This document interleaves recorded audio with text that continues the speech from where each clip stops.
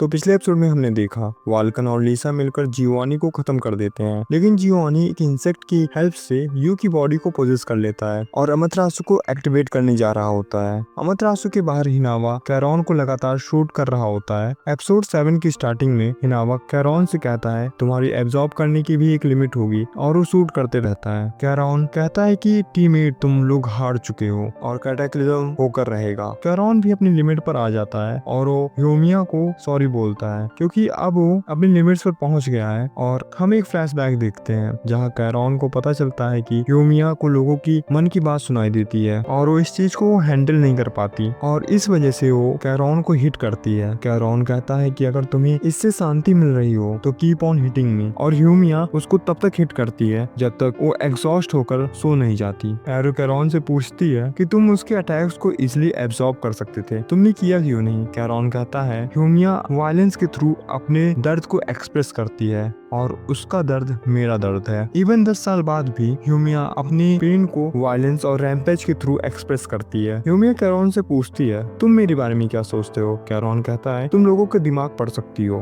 तुमको पता होगा। और ह्यूमिया उस टाइम कैरॉन का दिमाग पढ़ती है और उसे मिलता है unconditional love. Back to present, Caron अपनी लिमिट्स को हिट कर चुका था और वो ब्लास्ट हो जाता है। तभी जियोनी अमातेरासु को एक्टिवेट कर देता है और अडोला वर्ल्ड और रियल वर्ल्ड ओवरलैप करना शुरू हो जाते हैं। 8 पिलर टोक्यो एम्पायर को घेर लेते हैं और फिर एक आइस शेप्ड फिगर बना लेते हैं और अर्थ एक फ्लेमिंग प्लेनेट बन जाता है। फिर अडोला वर्ल्ड में हम ह्यूमिया को देखते हैं जो कहती है होप जैसा कुछ नहीं होता, दुनिया में सिर्फ madness, passivity, indifference, rage, destruction, fear, hate और डिस्पेयर है। जैसे ही ह्यूमंस जन्म लेते हैं वो वैसे ही अपनी तबाही की तरफ बढ़ने लगते हैं। इमेजिनेशंस पॉसिबिलिटीज को जन्म देती हैं और साथ ही खत्म भी कर देती हैं। और अब हम इस कहानी के आखिरी पन्नों की तरफ आगे बढ़ते हैं। सीन शिफ्ट होता है और हम देखते हैं पूरे टोक्यो एम्पायर में तबाही मची हुई है, सभी के डोपलगैंगर सामने आने लगते हैं। फिर हम जोकर को देखते हैं जो कहता है कि तो डिस्पेयर ऐसा दिखता है, और वो बंस की आंखों से अडोला वर्ल्ड को देखता है और कहता है कि मैं समझ गया इस वर्ल्ड के रूल्स को। फिर हम अमातेरासु के अंदर देखते हैं जहाँ जियोनी यू की बॉडी को कम्प्लीटली प्रोसेस कर चुका होता है, और तभी वहाँ आर्थर पहुंच जाता है और वो अपना स्वॉर्ड यू के सर में घुसा देता है और उस इंसेक्ट को मार देता है जो यू की बॉडी को प्रोसेस किया रहता है, और यू